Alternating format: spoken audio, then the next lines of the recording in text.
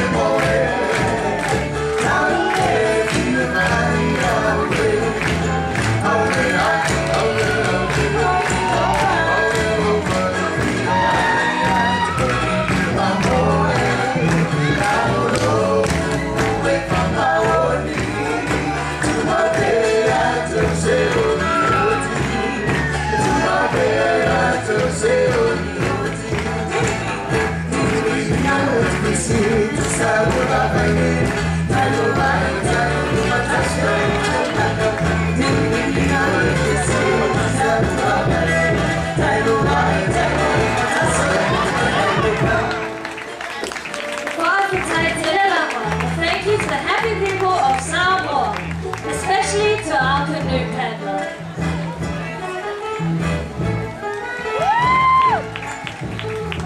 We greet our next